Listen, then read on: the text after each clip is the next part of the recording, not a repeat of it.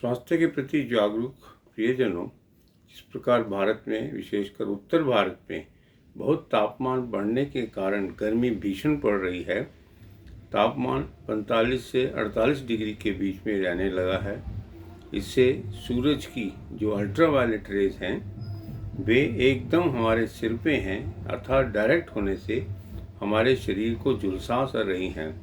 हमारी चमड़ी में भी एक प्रकार की जलन होने लगती है, उसका रंग बदलने लगता है, जिसको आम भाषा में स्किन टैनिंग के नाम से भी जाना जाता है। जिस प्रकार से आजकल अपने शरीर को ठंडा रखने के लिए अर्थात गर्मी से बचाने के लिए कुछ साधारण सी सावधानियां अक्सर हर व्यक्ति की जानकारी में है, जैसे पानी का अधिक सेवन करना, इलेक्ट्रॉल वगैरह पीना, नींबू पानी है, शिकंजवी है या सत्तू है। इस प्रकार की ऐसी चीज़ें हैं जो शरीर के अंदर पानी की कमी को कम ना होने दें, साथ ही इलेक्ट्रोलाइट्स हैं वो भरपूर रहें और हमें किसी प्रकार से गर्मी ना लगे। वैसे तो आम भाषा में ये भी कहा जाता है कि दोपहर में खासकर 11 से 4 बजे के बीच में बाहर ना निकलें, खुले में निकलने से समस्या बढ़ सकती है। छतरी लें, चश्मा पहने, दिन में कई बार मुंह को धोएं और कई बार जिस प्रकार से साधारण से लोग सर में कपड़ा बांध के रहते हैं, ये भी एक प्रकार से हमारे शरीर पे सर में और हमारी चमड़ी को बचाने में सहायक होता है। ज़रा सोचिए, जिस प्रकार से आजकल बहुत सारी जो क्रीम्स हैं फैशन के चलते उनका प्रचार प्रसार होता है और वो महंगी भी हैं। सोचिए ज़रा, जब प्रचार प्रसार नहीं था, जब इस प्रकार की ट्यूब्स या मल्लम या क्रीमें नहीं मिलती थी, तब हमारे लोग क्या करते थे। इस प्रकार की सावधानियां हैं कि शरीर को ठंडा रखने के लिए वे अक्सर वही चीज़ों का प्रयोग करते थे जो आज तक लोग कर रहे हैं।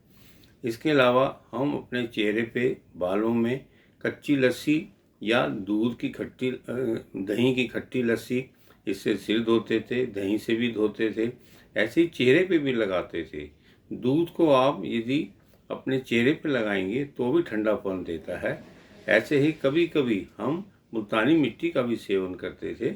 इसको लगाने से भी हमारे शरीर में काफ़ी हद तक ठंडक पहुंचती थी। इसके अलावा त्रिफला है या खाली आंवले का पाउडर है, इसको रात को भिगो के सुबह हम इसका अपनी चमड़ी पे, विशेषकर बालों में, सर में और अपने मुंह पे, गर्दन पे इत्यादि हाथों पे जहाँ जहाँ जो ज़्यादा गर्मी से टैनिंग होती है, रंग बदलता है, उसको बचाव के लिए इसका प्रयोग करते आए हैं।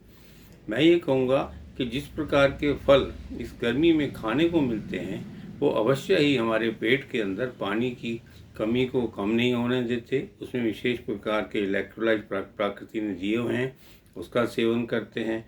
क्यों ना हम, बेशक हम जूस पीते हैं इसका या किसी अन्य प्रकार से इनका सेवन करते हैं, आप देखिए विटामिन सी युक्त या इलेक्ट्रोलाइट युक्त इस प्रकार के जो फल हैं, क्यों ना हम अपने स्किन पे लगाएं, अपने चेहरे पे लगाएं, इसको थोड़ी देर के लिए ऐसे ही रहने दें। ये देखेंगे आप, जो प्रकृति ने इस मौसम में जो फल दिए हैं उसमें पर्याप्त पानी भी होता है, ठंडापन भी मिलता है। क्यों ना हम एक दिन छोड़ के एक एक फल को अपने चेहरे पे लगाएं, स्किन पे लगाएं, उसमें तरोताज़ा विटामिन सी होगा। बहुत सारे एंटीऑक्सीडेंट के रूप में ऐसे पदार्थ होते हैं जो हमारे शरीर में के साथ साथ हमारी त्वचा में ताजगी देते हैं, नयापन देते हैं और काला रंग या टैनिंग है वो तो संभावना छोड़ दीजिए, बिल्कुल नहीं होगी। ऐसा मेरा खुद का एक प्रकार से ये उपयोग है। तो ऐसे अनुभव के आधार पे मैंने जिन लोगों को बताया उन्होंने इसका उपयोग किया और निश्चय ही वो लाभ पाए जो एक महंगी क्रीम शायद उनको दे पाती। इस प्रकार के केमिकल से बनी हुई जो ट्यूब्स हैं महंगी भी हैं, हर व्यक्ति के लिए उपलब्ध करानी मुश्किल हैं। तो क्यों ना हम अपने घर के अंदर इस प्रकार की चीज़ों का सेवन करें, खाने के लिए भी और लगाने के लिए भी।